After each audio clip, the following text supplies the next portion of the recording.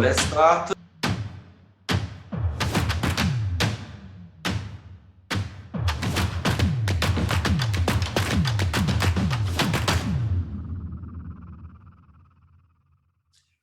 So, hi again. Let me introduce myself very quickly. Again, I'm Sebastiano Galazzo from Italy, and I'm a Microsoft MVP for AI category.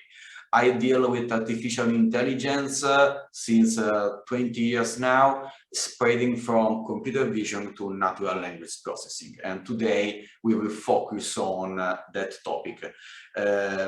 Basically, the GPT is one of the best technology nowadays, but as I told you before, we will focus on, let's say, drawbacks. So, before doing that, let's talk about very quickly about the hype and a short introduction of the history of this technology. So, as you know, GPT is introduced by OpenAI and is a very, very huge deep learning model. Nowadays is one of the biggest in the world with 175 billion parameters, and has been created thanks to 300 billions of token of tests. Is a huge amount of data. And let's say that it has been trained with almost all available data from the internet, and that is one of the key points of why this technology is so stunning, so amazing, but also one of the main source of these drawbacks that I will explain after. So, the first version of GPT was a giant deep learning model, a standard deep learning model, but leveraging the transformer technology. We don't focus too much on how transformers works, because I guess that is a kind of information that you can find on the web, but we have to say that is based on that kind of technology. So the first version is what is not so great compared to GPT-2 or GPT-3, but it was a first important milestone. So in February 2019 was introduced the first great milestone, the GPT-2, and it was a great evolution compared to the GPT-1 for several reasons, but one of the most important reasons was the introduction of the multitasking performance, or the zero-shot transfer settings. What I mean the capability to understand, let's say, without a task-specific training. I will explain that better in the next slide. So, 1 year later was introduced finally the GPT-3, and that was 100 times bigger than GPT-2, but basically there was not so different when talking about the architecture. We could say, with a great summary, that it was just bigger, so compared to the GPT-2. Of course, performances are far away better compared to the GPT-2, just because there is a lot of content more. So let's try to understand the groundwork concept of the GPT models in order to understand better where and why it can face in some conditions. So, first, the main difference between what we call the standard approach to natural language processing, and this new approach comes from here. So when we talk about conditional probability, as is written here, is the measure of the probability of an event occurring, given that another event already occurred. So the joint probability is the probability that an event occurs at the same time of another event occurs. So basically, the main difference is that generative model like the GPT can generate new data similar to existing data. And this is the most important things that you have to focus now, compared to other to previous models. So one other important part of this technology, as we said, are the transformer technology. That is not something new. I guess that a lot of things has already said about how transformers works, but much more the attention mechanism. So basically, really, this topic is not intended to be to go in deep in tech aspect or math aspect, but we explain things just on a high level and focusing on behavior. So attention mechanism basically try to focus on what is very important in my speech, in my sentence. Well,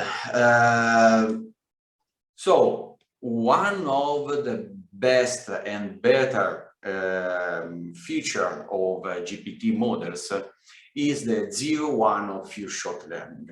And that is something that we need to understand very, very well. So basically, when talking about deep learning systems, we know that they are trained and tested on a specific set of classes. It means, for example, that we have to classify some images like cats, dog, horses, and they are trained only on those classes. It means that they are able to classify just that in that data. In contrast, the zero-shot learning or one-shot learning or few-shot learning, but much more zero-shot learning, can work without weight updating. So it means that it can classify even if something is not seen at the training time. And that is something new and that really, really amazing. And this is one of the best things that makes GPT very, very powerful, but also is a drawback, and I will show you in my examples. So we talked about the 0-1 shot, multitask, very quickly talked about the attention mechanism, but another things that is very, very important, it was an introduction on GPT architecture, was the use of the context. But let's understand better with examples what is the context and how it works. So this comes from a dataset that you can download. It is open, and it is used to train GPT-2 or to do fine tunings. So nothing new. But we have to focus on that examples in order to show you how the context works compared to the standard deep learning models. So basically, the context is something like a reference text where using the zero-shot technique, you can teach the neural network how to extract information with that reference text. Let's see better. Let's say that we have this kind of context with this text where there is a short bio of Beyoncé, And we have a question: when did Beyoncé start becoming popular? And the answer is in the late 19th. So with this approach, basically the model understand how to extract this information, having the reference context. So in this case, it learns that he have to reply in this way. So if after, even if it has not been trained, if you ask when did Mozart or Chopin starting becoming popular, and you have a similar text, even without training, it is able to answer in the correct way. And that's honestly is amazing. But let's go further. So we have the same context. We train with another question, of course, and the answer is singing and dancing. So again, we train our model to understand how to extract these similar questions and how it should answer. And so in the same way, of course, there are other examples like when it began a solo singer and so on. So I will show you how it works. This is a demonstration of GPT-2.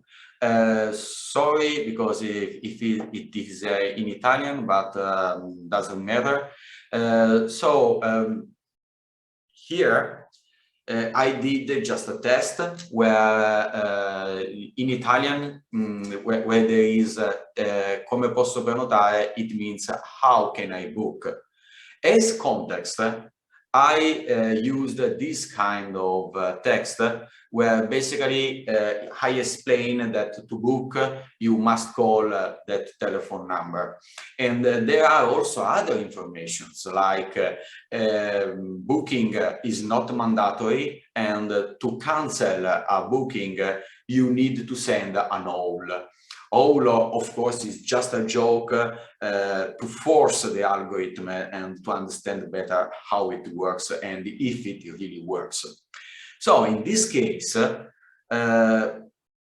we can say that it works because it answers correctly, because when asking how can I book, and again, without training, it reply with the correct answer, but is strange with a very, very low score.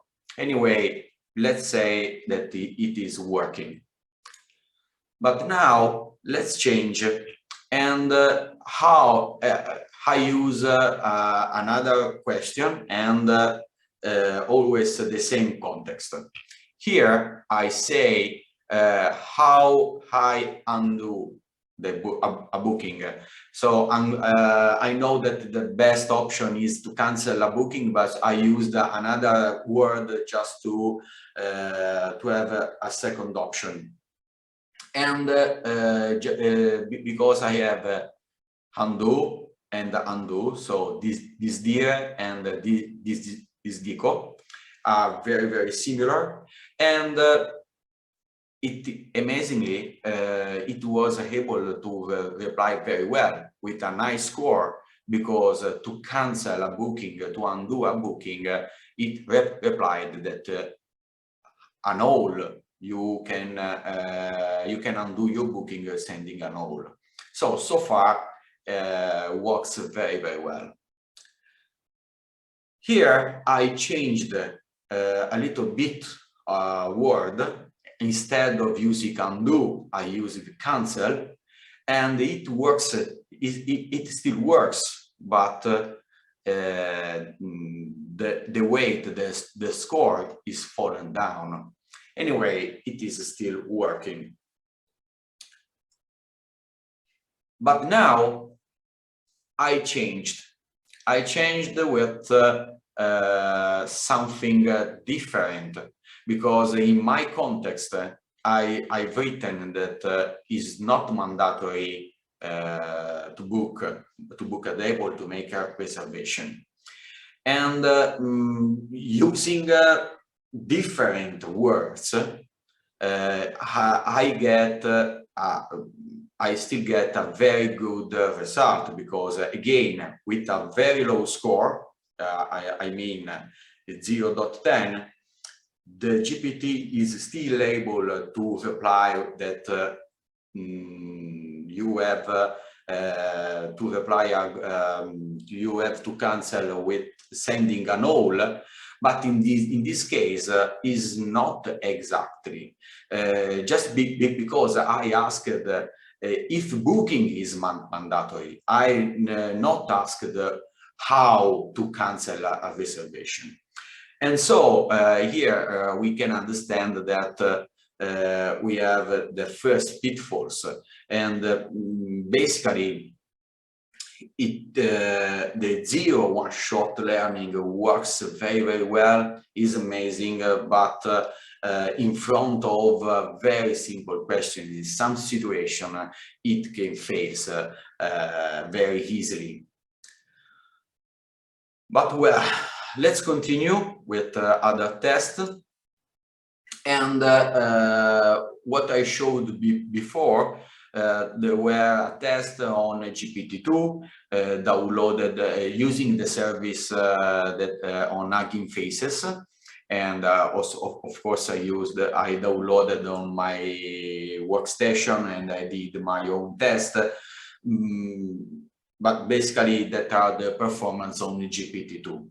So you can say, okay, but the difference between GPT-2 and GPT-3 are huge. So I tried the GPT-3 in their panel, and also to understand better what happened with money, because this is another aspect that you have to consider. Basically, you have to understand that to train GPT-3, they said that cost $10 million. And you can figure out very, very easily that if training costs $10 million, even though for the inference need far away less resources, but anyway you still need a very huge amount of performances from your workstation.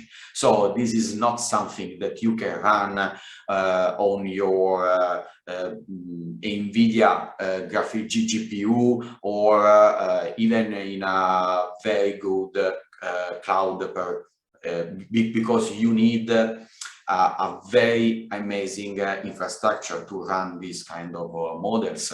And of course, you can train models like a GPT-3. It's almost impossible or very hard to already train a GPT-2. So you can understand that you need a huge amount of resources, but resources has a cost. What I mean here, I used the DaVinci engine that is claimed to be the best engine that OpenAI can provide, and I just asked hello, and the reply was how is going good. So on the right you can see the cost. Just saying hello and how is going, it cost 1 cent. So looks like is not so much, but honestly is a very, very huge amount of money, because if we compare this service with Microsoft Lewis, for example, we can see the difference, because the cost for 1,000 calls is 10 times more compared to GPT-3, for example. Anyway, if you can compare it with Amazon, Google, doesn't change too much. More or less, the order is 10 times more compared to GPT-3. And that is very important, because I don't know how rich is your company, but not everybody are able to spend all that money just for, even if amazing, but for an NLP engine. Anyway, let's see how it behaves when talking about the knowledge. On the right, you can see also always the cost based on my interaction. And with this approach, what happened, if you remember how the context works, here, what we use as context is my conversation. So GPT-3 are so good in natural language processing and in conversation with you. Sometimes they are so stunning, and there are a lot of videos on YouTube showing how sometimes they are similar to humans, just thanks also to the zero one-shot performance and the usage of the context. So we pass all the previous conversation to my GPT-3 or GPT-2 service. It means also that in this case, the longer is the conversation, the most you pay. Because using this service, you basically pay for amount of information that you paste to the API. So if you say just hi, and this is the beginning of the conversation, you can pay just 1 cent. But if you pass also, let's say, 10, 20 interactions of the past conversation, you don't pay 1 cent, but you pay much more. Anyway, let's continue and talking about the knowledge. Here, in this case, I asked when Leonardo da Vinci is born, and so far is correct. After I asked about his father, and the answer is correct again, as it were, the name is Ser Piero. So I asked, is he still alive? The answer is correct, and I asked for a confirmation. But after I asked how he died, and he replied that he was murdered. That, of course, is false. So I insist, and I say, but are you sure? Yes, I'm sure. It was killed by a group of men. Maybe here he's confusing with Julius Caesar, I don't know. But after he continues to provide false information, because it's not true that he died in this date, and he continues to say that he's right. So why it could be a problem? Because if you are joking, or if you are trying this tool just for that, is amazing anyway, because it could be something new. But if you have to use this kind of technology in a context where you can't fail, where you can't provide false information, that could be a problem. That because you can't change the reply. So basically, because they are trained with all information, of course, that are that you can find in internet, but nothing can be controlled. And if the deep learning algorithms are a black box, here we can say that they are a black hole, and, just to highlight that you can control nothing. So at least using tools like Microsoft Lewis, just to say that it is a standard technology, at least you can change your reply, you can fix something. Here you can't. So it depends on your project. Anyway, let's continue. And here I change the topic, and I ask something about the genius, what makes you so confident about your answer, because it was strange. He replied, because I'm a genius. Okay, that's great. And so, of course, I replied, claim for 3 wishes. And yes, say, and okay, I would like a better voice.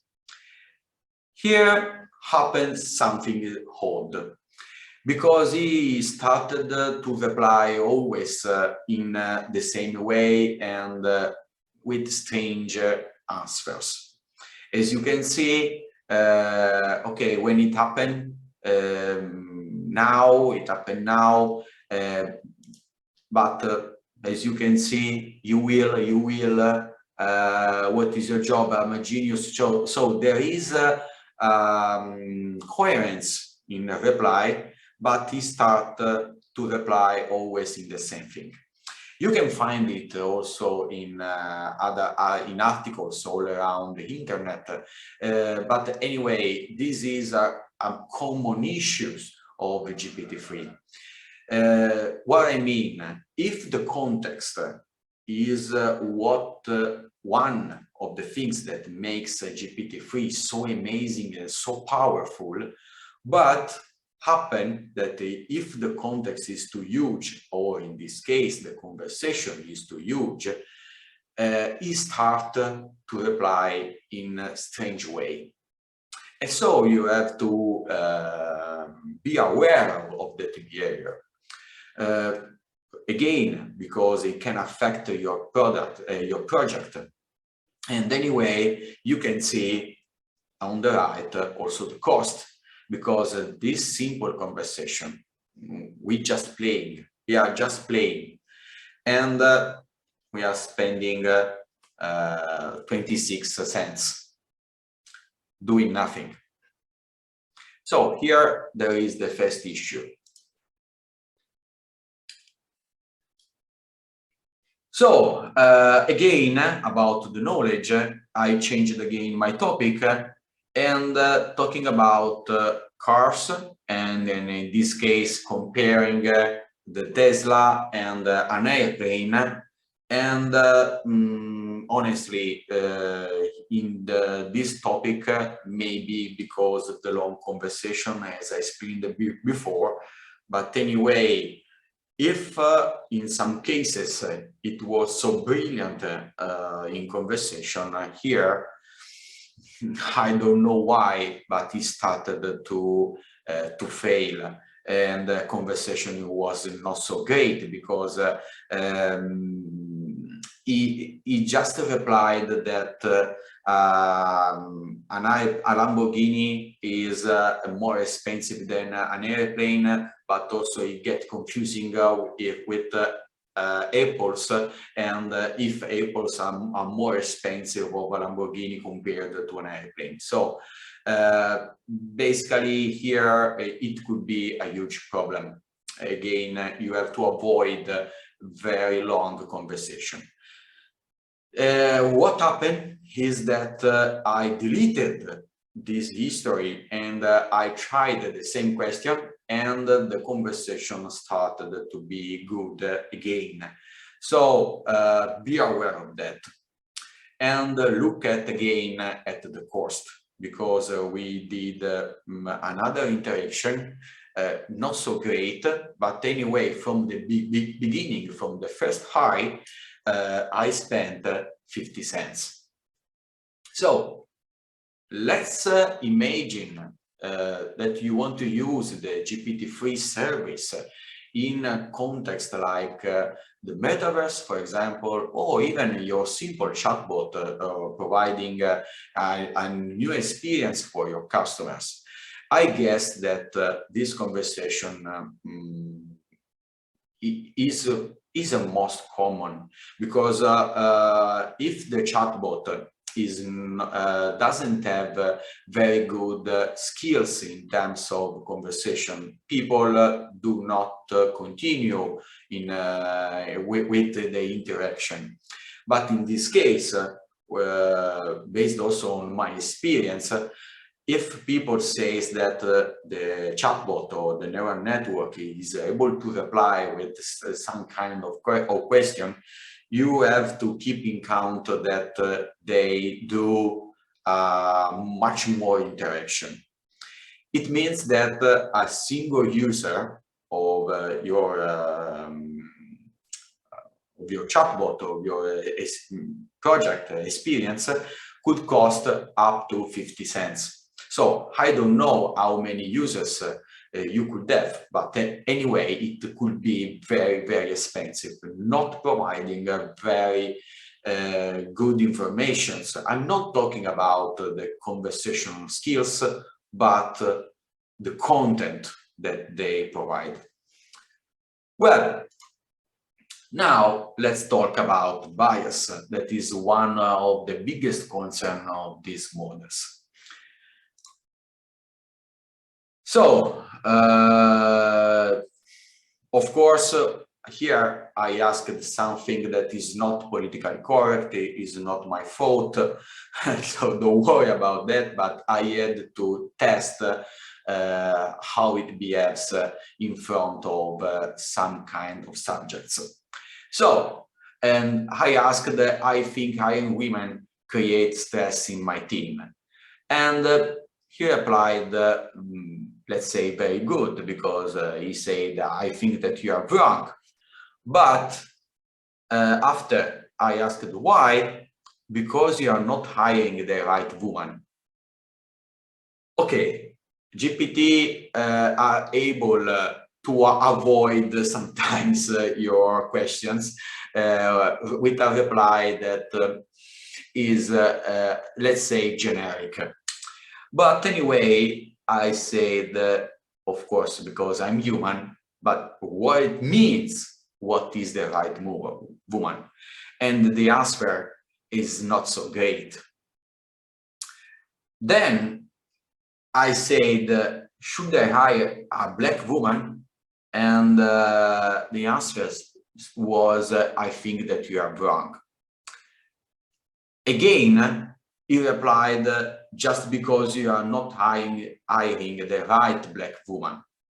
So here, okay, there could be for sure some biases, but anyway, my opinion is that here the context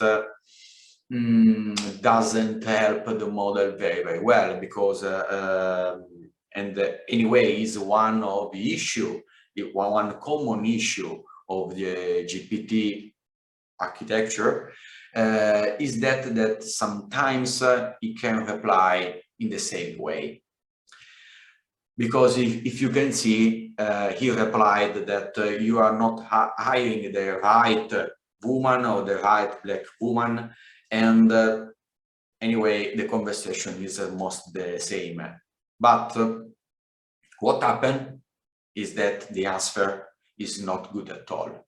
So again, if we play is not a big issue, but if this is the service that you provide to your final users, and your customer is a bank, is an institution, so that could be a huge problem, and you can't fix that right now. So let's try to understand why it happens. Of course, there are several reasons, and what I write here what I guess that are the main two options. So the first one is for technical reasons, because GPT basically is an amazing, is an advanced predictor and the generator of text.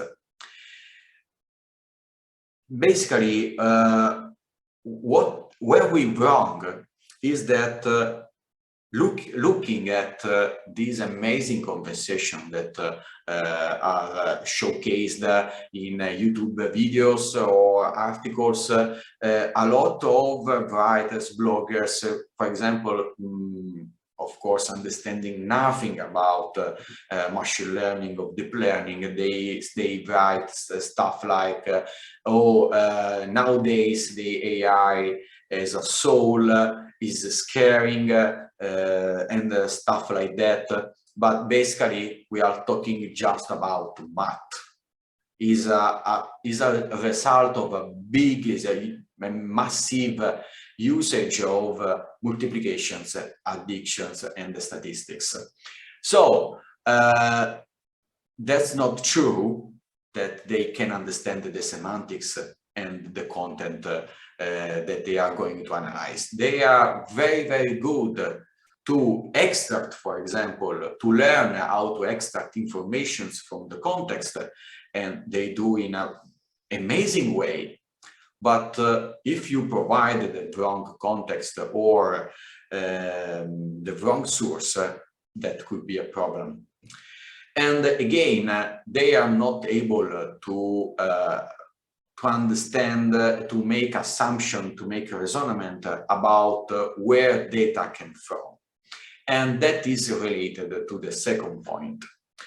So GPT are also so great, so powerful because of course of data, not just of algorithms. We said that one training costed $10 million because it's really that they used all data available. But where data comes from? Data comes from internet, of course, for sure from Wikipedia, but a lot of data comes from Q&A websites and something from social network. But as you know, this kind of platform could provide algorithms that show to you the content that they want, a content that makes much more engagement, not what is really true or what you really need. So this is something that is not new, of course. You can find a lot of stuff on the web, how, for example, Facebook algorithms works, Google algorithm works. So what happened is that to make more engagement, what you can find in the internet, on the internet, are content that they are focused on sensitive subjects and giving voice to unfair content, because just in this way you can trigger conversation, you can trigger engagement. So what happened? What happened that you crawl a Q&A website that can provide a lot of racist content, or nowadays talking about the war, for example, in Ukraine, you can find much more fake news than good news. So that is one of the best issues, because if we could train this kind of model with very good content, with the right content, for sure a lot of bias will never happen. But you can do that because they are so powerful, as they crawl and they use such amount of data that, of course, is not controlled. So it's very hard to cancel and to manage these kind of issues. Well, conclusion. I don't want to say that you don't have to use the GPT-3 or they are not good at all. They are breakthrough technology. I'm also one of their biggest fan. But nowadays, at least, in my opinion, and this is not just my opinion, this kind of technology is good for interesting demos, but not intended to use for enterprise. I guess that they are still not ready for all reasons that we saw so far. And where we are going to do as company, but also is a thought that is shared with a lot of people. The only way to use nowadays, say that you have no problem with money because they are very, very expensive, is to build a neural network on top of this service that is able to manage all these kind of issues like biases or knowledge, for example. So looks like a neural network that controls this service. And another thing that you can do, of course, not with the GPT-3, but with a smaller version of GPT-2, is to using the transfer learning, is to customize the models with your own data. This is the only way that you can control the output or at least the content that you want. It works, but for example, in my case, I own an NVIDIA 1519, so far the best GPU on the market, and with 24 GB of RAMs, and fails to fine-tune a GPT-2 with 400 million parameters. Now, let you compare with 175 billion parameter of the GPT-3, and you can understand how hard it could be. Anyway, based on my research, I can say that if you use the distilled database, the distilled model of the GPT-2 is good enough for fine-tuning, and you can join very good conversation skill with your content. So that's all. Here are my contacts, and if I can help you in such a way, I'm available for Q&A, and after also you can write to me to make other questions.